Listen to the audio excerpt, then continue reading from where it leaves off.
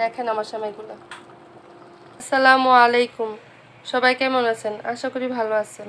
আমরা আলহামদুলিল্লাহ ভালো আছি। তো আজকে আমি শেয়ার করতেছি আপনাদের সাথে চাক সেমাই, যেটা আমাদের এলাকার মোটামুটি একটা বিখ্যাত সেমাই।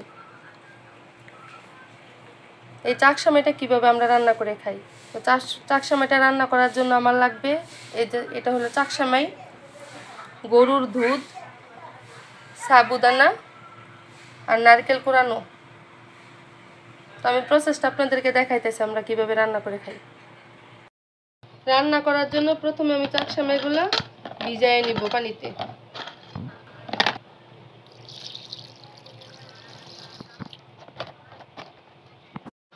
সেমাইটা আমি ভালো করে পানি দিয়ে ভিজাই দিছি, এটা কিছুক্ষণ ভিজুক। আর এদিকে সাবুদানাটা আমি ভিজাই নিব পানি দিয়ে, এটাও ভিজুক। আর একটা পাতিলে আমি নিতেছি দুধ, একদম অরিজিনাল খাঁটি গরুর দুধ।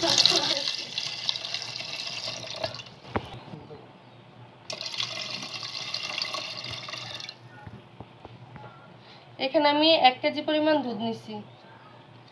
আর এখানে আমি দেব কিছু পানি।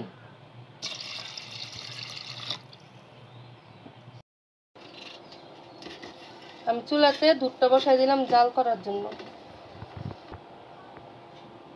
আমি দুধে দিয়ে দিতেছি 2টা তেজপাতা, 2টা এলাচ আর একটু দারচিনি। দুধটা আমি ভালো করে জাল করে নিব। আমি এখন সেমাইটা ভালো করে একটু ধুইয়া নিব, আর এদিকে সাবুটাও ধুইয়া নিব। এদিকে আমার গাবের দুধটা জাল হইতাছে, এটা ফুটানো পর্যন্ত আমি অপেক্ষা করব। সেমাইয়ে দেওয়ার জন্য আমি এখানে কাঠবাদাম, কাজু বাদাম আর কিশমিশ নিচ্ছি। এদিকে আমার দুধটা ভালো করে ফুটে গেছে।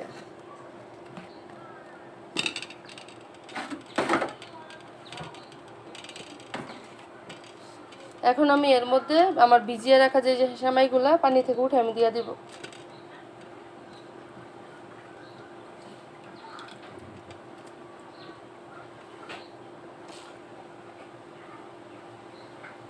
ইচ্ছা করলে সেমাইগুলো ভেঙেও দিতে পারেন, আবার একদম আস্তে আস্তেও দিতে পারেন।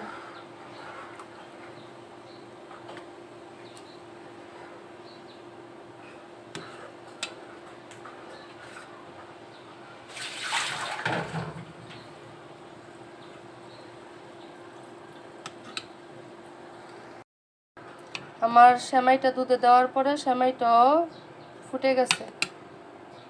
এখন আমি যে ভিজিয়ে রাখছি সাবুগুলো, এগুলো ভালো করে ধুয়ে রাখছিলাম, এই সাবুগুলো দিয়ে দিব।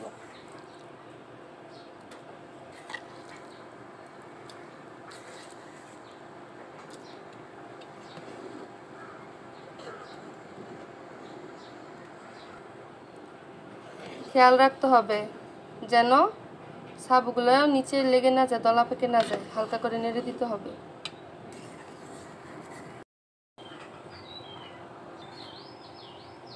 আমি এখানে এখন লবণ দিয়ে দিব পরিমাণ মতন।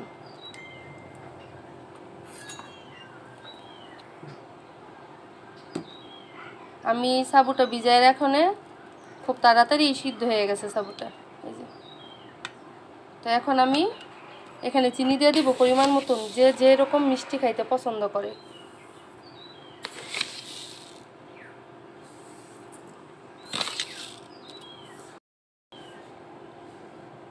এই সময়টা রান্না করতে একটু সময় লাগে, কারণ এটা ময়দার এবং ময়দাটা খুব মোটা মোটা পর থাকে। তো দেখা গেছে কিছুক্ষণ জাল করার পর আপনারা বুঝতেই পারবেন। আর যদি বুঝতে নাও পারেন তাহলে হাতে একটু টিপে নিলেই হবে। যদি ভিতরে শক্ত কোনো দানাল থাকে তখন বোঝা যাবে যে সেমাইটা হয়নি। আর যখন কোনো দানা থাকবে না তখন সেমাইটা হয়ে যায়। আমার সেমাইটা এখনো হয় নাই।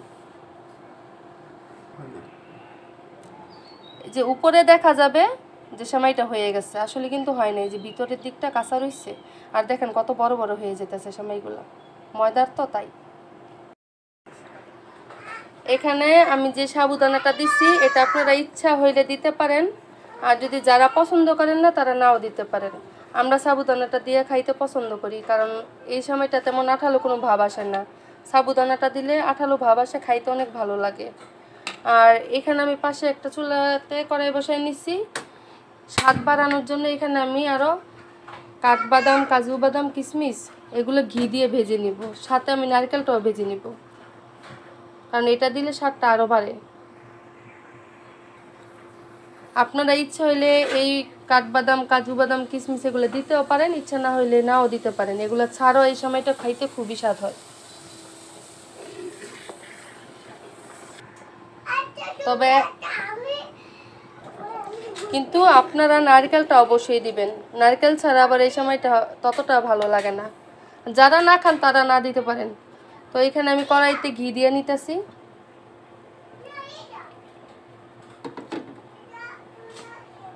ঘিটা গরম হয়ে গেছে, এখন আমি এখানে কাঠবাদাম, কাজু বাদাম আর কিশমিশগুলা দিতেছি ভাজার জন্য।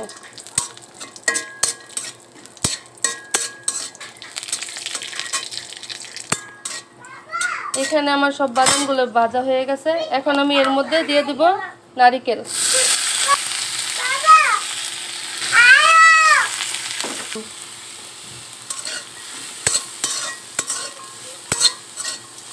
নারকেলটা যদি ভেজে দেওয়া হয় তাহলে আর কখনো দুধটা কাটে না, দুধটা ভালো থাকে। অনেক সময় কিশমিশ দেওয়ার ক্ষেত্রেও দুধটা কেটে যায় যদি কিশমিশটা টক টাইপের হয়।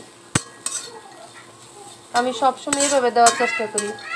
আর ঘি যদি কোনো মিষ্টি খাবার, দুধের খাবারের উপরে দেওয়া হয় তাহলে দুধের স্বাদটা ঘিটা আরও বাড়ায় দেয়।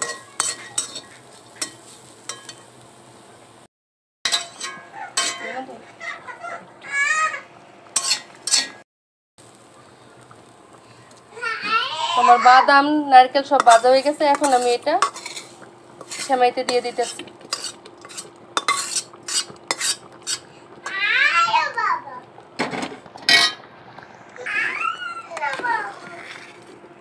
আমার সেমাইটাও হয়ে গেছে, আমি চুলাটা বন্ধ করে দিব।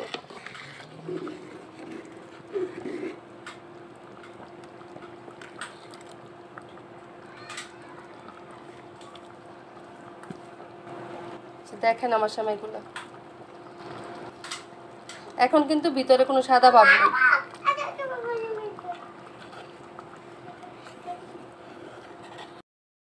আমার সেমাইটা রান্না হয়ে গেছে।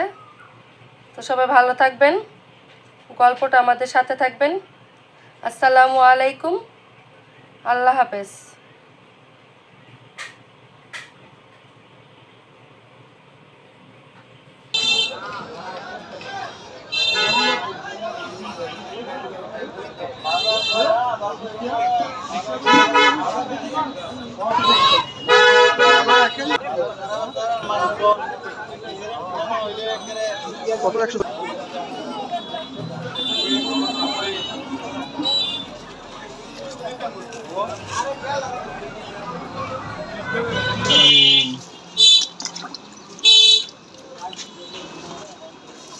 Touch.